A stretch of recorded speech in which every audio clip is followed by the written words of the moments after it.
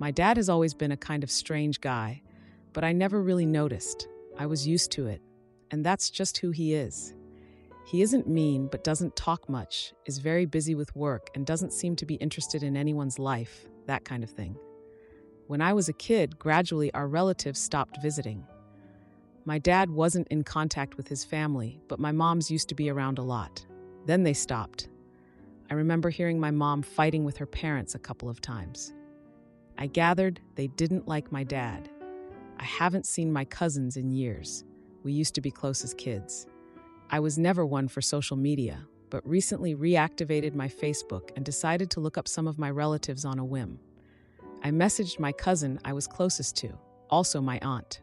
My cousin didn't seem to know why we hadn't seen each other, but my aunt said I should ask my mom.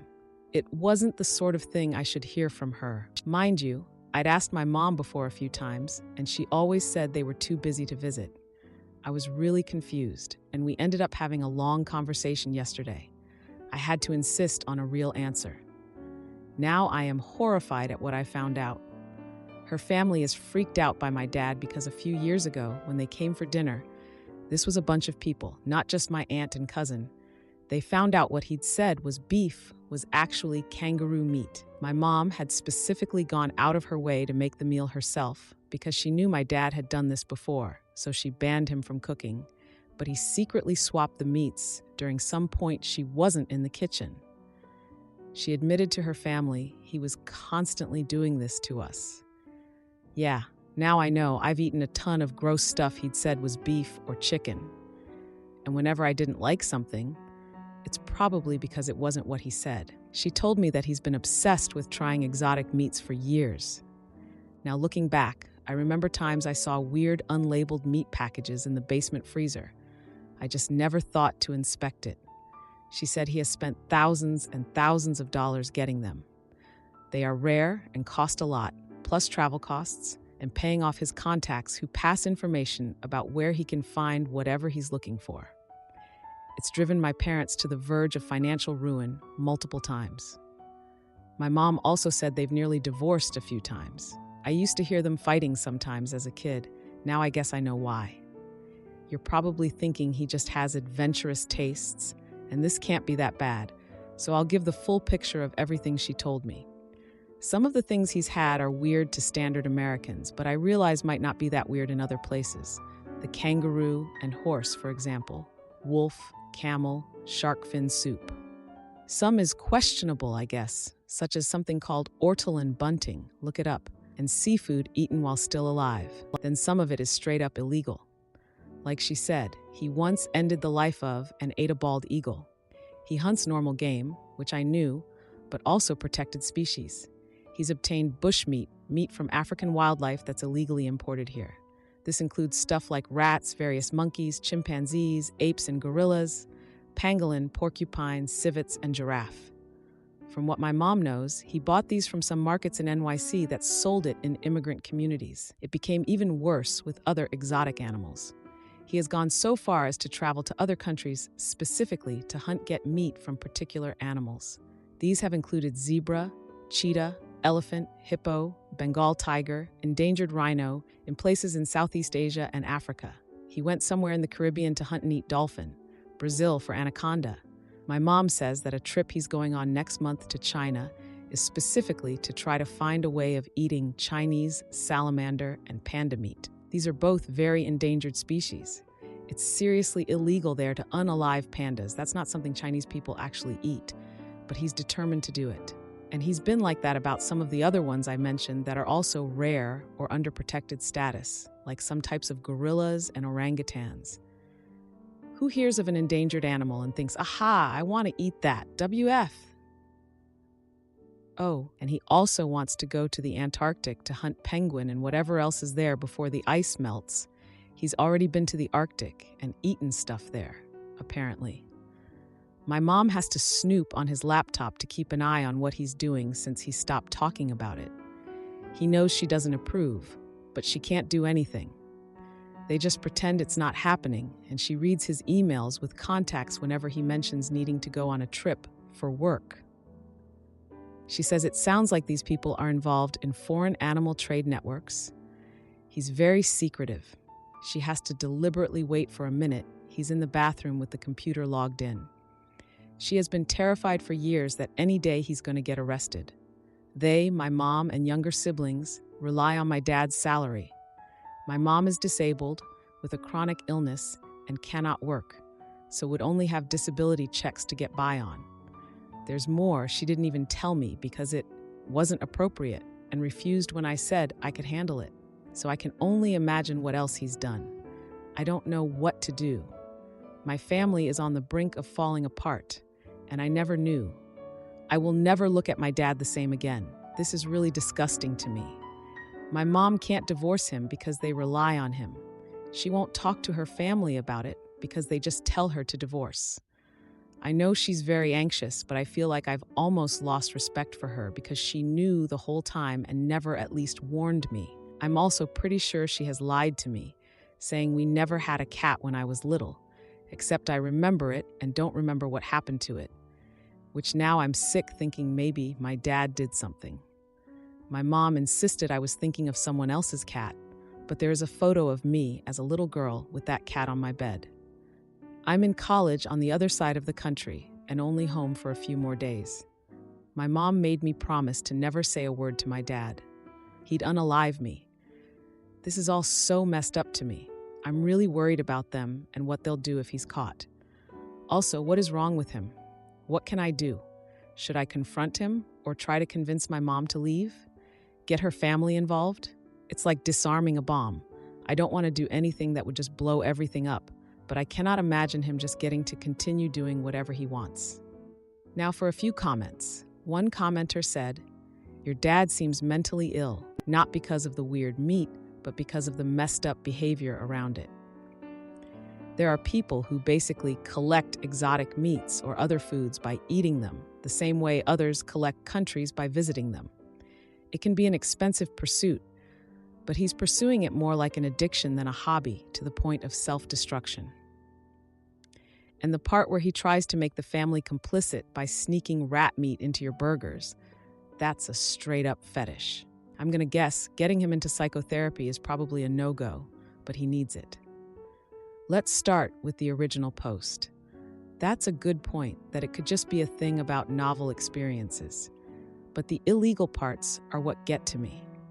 It's not illegal to travel or try a bunch of foods in restaurants. He's eating and sometimes ending the life of species he's not supposed to, and buying some of the meat on a black market or bringing it in himself. That part is really crazy to me, and yeah, I'm seriously sickened by the thought of what I might have eaten because of him. I want to help my mom, but I also hate that she let this go on. I feel like I can't trust either of them now. She didn't mention anything about therapy. I couldn't bring it up without him knowing I know, and my mom said I can't do that. She implied he could become violent. I don't know exactly, but it freaked me out. Now, transitioning to some comments. A commenter asked from the first paragraph, is he autistic and this is his obsession? Or is he more psychopathic, i.e., no empathy, doesn't give a shoot about anyone? The original poster responded, not autistic, at least there's no reason to think so. Psychopath, well, after finding out all of this, I couldn't say. Now, for the update. Well, shoot's really messed up now. A couple of days after I posted, I went back to school, and a few days after that, my mom called me. She'd woken up to him gone, and an email saying he had to leave for China earlier than expected, citing some issue at his company. That's around when the virus was breaking out. Yeah, he took off as soon as he got word something was happening in case it was going to prevent his trip, my mom thinks.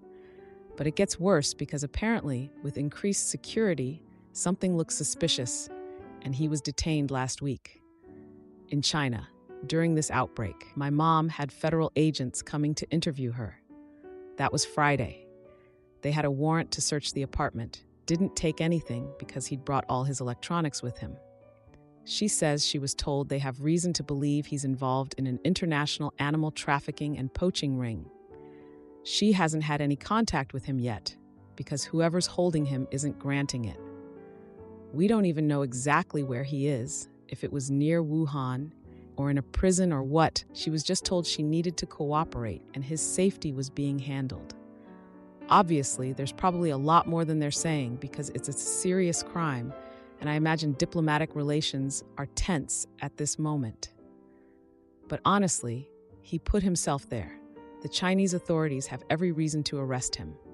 My mom has shared what she knows with the American agents, some of the stuff I said in my last post. I told her to get a lawyer, because who knows if even knowing about that stuff and not reporting is a crime too. My dad deserves this, but my mom had no part in what he was doing. If something happens to her, I don't know what's going to happen with my siblings. I'm really scared for my family and furious with my dad for doing this to us. Plus, the travel ban means it's going to be way more difficult to work everything out, so he could be sitting there waiting for trial for a long time. Even if they flew him back for trial, he'll be in quarantine for 2 weeks. I feel like I'm watching my family's life collapse in slow motion. I'm seriously considering taking a leave this semester and going home to try to help my mom. She's practically having a mental break. She decided not to tell my siblings the real reason Dad is gone, so their imaginations are running wild. I've reached out to my aunt again, but she hasn't seen the message yet. I don't really trust my mom to manage finding a good lawyer and dealing with this and taking care of my siblings at the same time. On top of it, her chronic illness has flared up from the stress. She spent all yesterday in bed from pain. So that's where we are now. Fricked.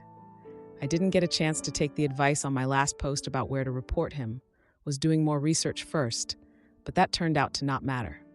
Thank you to everyone who wished the best for my family. We could really use it. Now for a few important comments. One commenter said, I should think your university would be very sympathetic to you postponing your course. They don't even need to know the full details. The fact your father has been detained in China amid the infection 19 outbreak should be ample. In terms of everyone, Dad took a business trip to China and has got caught up in the quarantine. Just go with that for now. There really is very little you can do right now, even with lawyers. It sounds like the authorities are already on the case. Your mother just needs to cooperate, and beyond that, keep busy at home. None of you can get your father out at this point. The original poster replied, thinking I'll say something like this. There's no media attention on him as far as I've been able to tell, so just saying business trip should work. I'm going to speak to my mom again tomorrow and offer to come home for however long she needs. Then another commenter suggested, your family should definitely get tested for diseases. That's probably the most important thing to do at this time. The original poster responded, oh God, that didn't occur to me. Thanks. Am I the idiot for leaving my illiterate boyfriend stranded after he mocked my knowledge? I and my boyfriend Nick have been dating for almost a year, and something that has always bothered me is how Nick does not believe in maintaining or taking care of his vehicles. To give some context, Nick bought his car brand new about 5 years ago and has put about 70,000 miles on the vehicle. Since purchasing the vehicle, he has never had an oil change, nor does he do any kind of regular maintenance. I would like to clarify by saying Nick's refusal to maintain his vehicle is not due to any kind of financial insecurity. Nick has an incredible job that pays him very fairly. As a hobby and side job, I like to restore vehicles for a profit. I am by no means a mechanic. I mostly clean up the vehicles, do bodywork, and paint restoration. However, I do have a pretty fundamental understanding of cars, and I know how to do the basics. Nick called me yesterday on my day off and told me he was about 10 minutes from my house and that he had a flat tire and asked if I could come to help him out. I grabbed my tool bag and headed out. When I got there, Nick did not only have a flat tire, but his front left rotor was cracked and his rim was bent to hell. I was telling Nick that his car was undrivable and that he needed to call a tow. Nick started arguing with me, telling me that it was just a flat tire and that it was not a big deal. I tried showing Nick how bad the damage was, but he insisted I was overreacting and that he just needed me to change the tire. I refused, and in Nick's own words, I started mothering him on how poorly he takes care of his car. The argument got heated, and Nick lashed out at me and started saying things like, just because you have a set of pink tools and watch YouTube doesn't make you a freaking mechanic. After Nick said this, I started to pack up my tools and told him that he was right. I'm not a mechanic, but that he should probably call one because I'm not changing his tire. I left Nick on the side of the road, and he refuses to talk to me until I apologize for abandoning him. Am I the jerk? Now for a few comments. One commenter summarized the situation, saying that the boyfriend asked for help, didn't like the answer, became offensive, and was rightly left. They noted the boyfriend's behavior as a big red flag. I responded, sharing that I mostly work on cars under 10K and try to sell them for a profit, but I have a special place in my heart for Subaru, old Fords, and classic Chevys. Another commenter questioned how the boyfriend treats his home if he won't maintain a high-end purchase and noted his behavior as undeserved. They asked if this is how he normally responds in stressful situations. I answered, explaining that I was raised by a single mom and taught myself how to fix things. I bonded with Nick's father over our love for cars, which has been a sore spot in our relationship and may be why Nick lashed out. Top comments included one pointing out the nerve of the boyfriend picking a fight with someone he called for help. Another noted the boyfriend's hypocrisy in asking for a favor, but then berating me for not being a mechanic. A third commenter suggested I leave the boyfriend permanently due to the pink tools comment, which they saw as sexist. Now for the update after a few days. Thank you so much to everyone who commented on my original post. I spent a few days reading all of your comments and taking some time to self-reflect. Vehicle update. Nick drove a Nissan Versa, and after I left him on the side of the road, he ended up calling a tow truck/mobile mechanic. When the mechanic got there, he told Nick everything I told him. The mechanic also refused to change his tire and told him he would only tow his car to a mechanic shop. Nick refused to tell me what all the damage was to his vehicle, but the damage must have been pretty bad because instead of fixing his Nissan and wasting all that money, he decided he was just going to get a new car. Relationship update. Earlier today, I invited Nick over for dinner. I spent the whole day cooking and baking Nick's favorite dishes. When Nick got to my house, he was in a wonderful mood and seemed to have forgiven all about the argument we had. After small talk and finishing dinner, I took a deep breath and started to tell Nick how much I care about him, but that I no longer wish to continue our relationship romantically or otherwise. At first, Nick was shocked, but quickly his shock turned into anger. Nick felt I was insane for ending our relationship over such a petty, unimportant argument. Eventually, Nick tried to apologize, but I told him an apology was no longer something I was looking for. The whole time Nick was talking, I sat there on the opposite end of the table, listening with both ears, allowing him to say what he felt he needed to. When Nick was done, I looked at him and reminded him of some of the wonderful times we had together. I reminded him that we are both adults, and we can choose to either end a one-year relationship with arguing and anger, or we can choose to end things on good terms and finish a lovely last meal together. Nick calmed down after this, and his tone of voice started to match mine.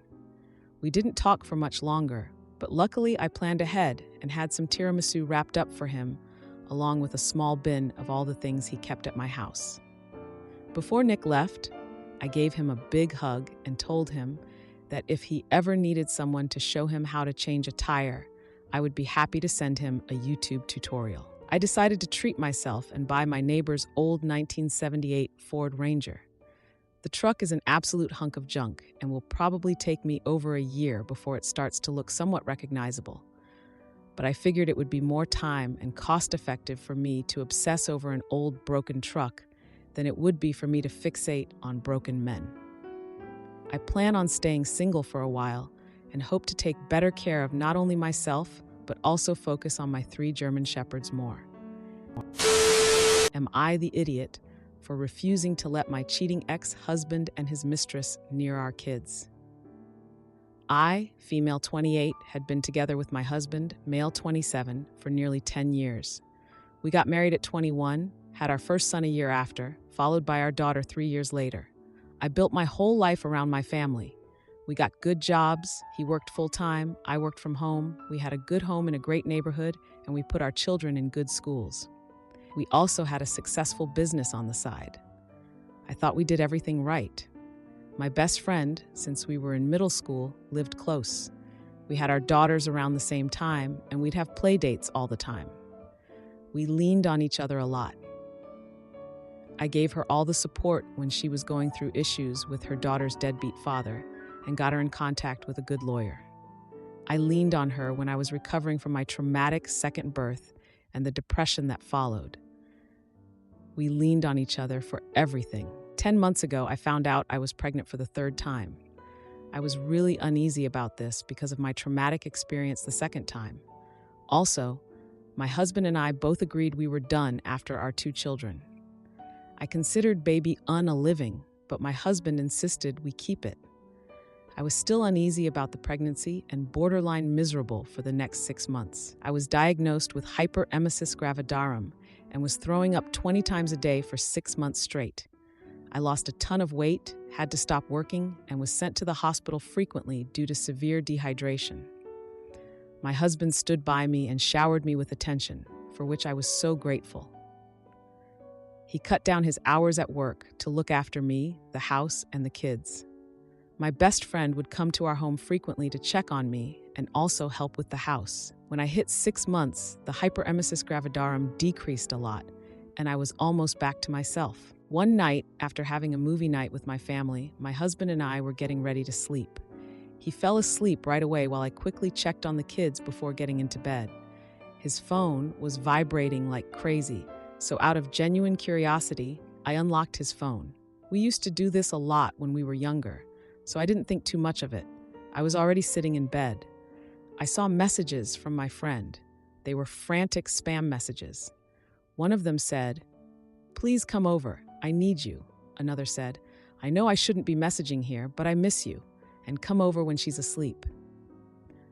I think I was there in a daze for nearly 5 minutes. I cried a lot quietly, and the fatigue kind of left me.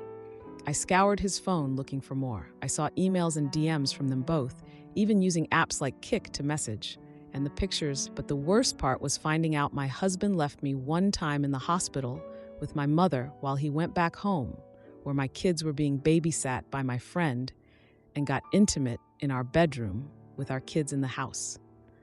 I kicked him out the following morning after confronting him and filed for separation sometime after.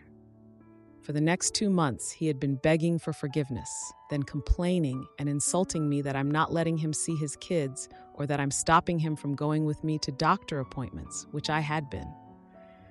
We had planned months earlier about who was going to be in the labor room. It was going to be my mother and husband.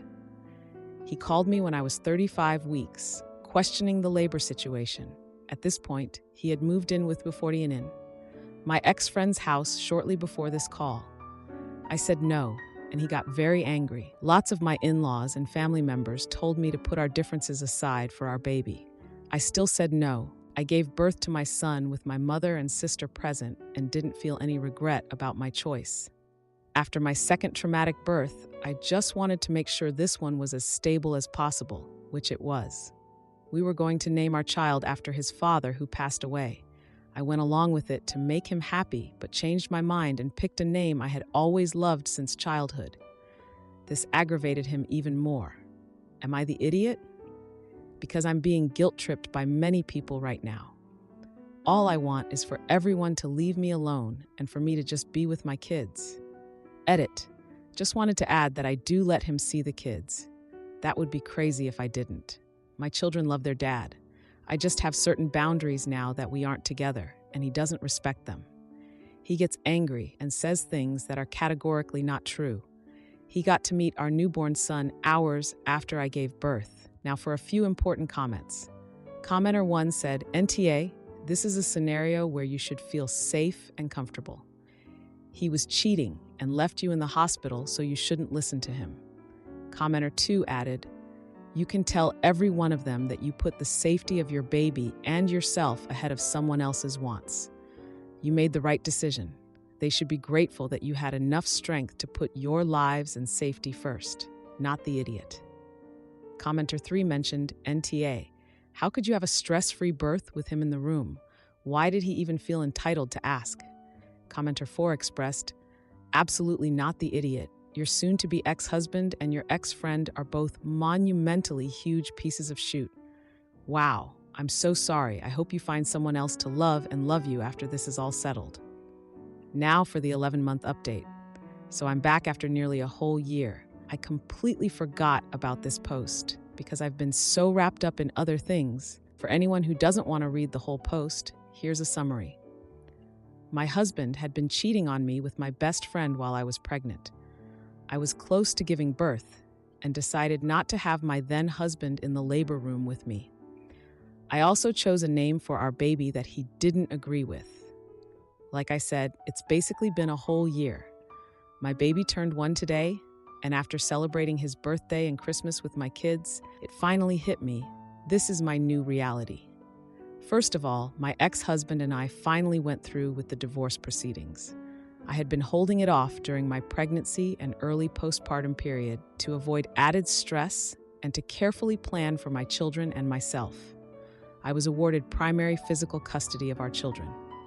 Their dad visits once a week, and the 2 older kids, 7 and 4, spend every other weekend with him. My youngest will start doing the same in a couple of months, which makes me nervous. He's especially clingy with me.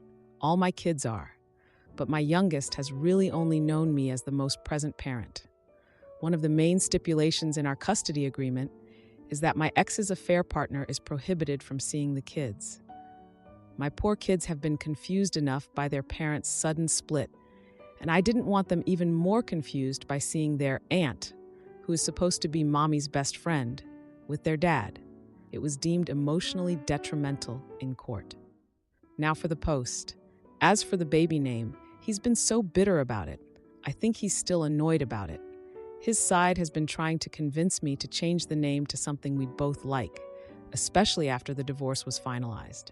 But it's been a year now, and the baby quite literally answers by the name I gave him, so I'm not going to be changing it. He was also unhappy with the child support payments, among other payments, and asked for some revisions. One main thing he asked to change was the cost of our kids' school tuition. He pays for their tuition, which he felt was too much and too harsh. But the court stuck with the original payments. As for my ex-husband and ex-best friend, they continued dating. I found out that they had started seeing each other a month into my 3rd pregnancy. They had actually slept together during my 2nd pregnancy, but didn't pursue a relationship then because, as they put it, they weren't ready to ruin things and didn't want to hurt anybody. My ex's side have been very supportive of their relationship, even inviting her to holiday gatherings like Thanksgivings or family holidays. Because of this, my kids don't go very often to these events. I don't know, after this whole fiasco, I'm coming to the realization that perhaps my ex's side never really liked me all that much. But that's okay. I eventually spoke with my ex-best friend to ask why they did it. She claimed that they were just friends but grew close while she was dealing with issues involving her deadbeat ex-boyfriend. Both of them insisted that my ex-husband just wanted to protect her, which supposedly turned into love. Hearing this hurt me a lot, but at the same time, I felt relieved to know the truth. When I sat with this information for a while, it stopped hurting. It made me realize that I didn't still love my ex-husband and could finally let go of him and their betrayal. They broke up a week ago. Apparently it's just a break, though who knows. Although my kids go to their dad's house every other weekend, it has helped a lot with making time for myself.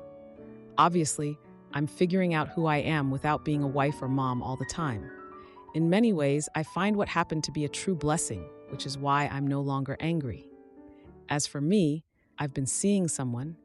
It hasn't been very long, nor is it that serious yet, but we get along great. Initially, my ex-husband made the whole situation difficult. He didn't want me to have any man specifically around the kids. Now for a few important comments. One commenter asked if he broke up with the ex-best friend after learning that OP was seeing someone. OP responded, "I started seeing this guy in October. He found out about it in late November." OP explained about the court order on not allowing the children to see their father's affair partner. True, it was something I didn't even think I'd get, but if there's evidence that them being around her could be emotionally detrimental, then it can be done. but you must show concrete evidence. During our separation, I had put my older two in therapy to cope with the change, and I was able to use their therapist as the evidence needed. It's not a permanent stipulation anyways either. Another commenter said, "Good job. Never let that snake friend back into your life, even if she comes crawling back now." OP replied, "She claimed that I had not been the greatest friend to her at times during our very long friendship either." Then another commenter added, "OMG. None of us are perfect and most of us can't be the greatest friend all the time, but that doesn't mean we frick our friends' husbands when they aren't the greatest. She's literally the worst." OP responded, "I felt like strangling her in that moment. I couldn't think of a single thing I did wrong that could warrant her doing that to me. But it is what it is."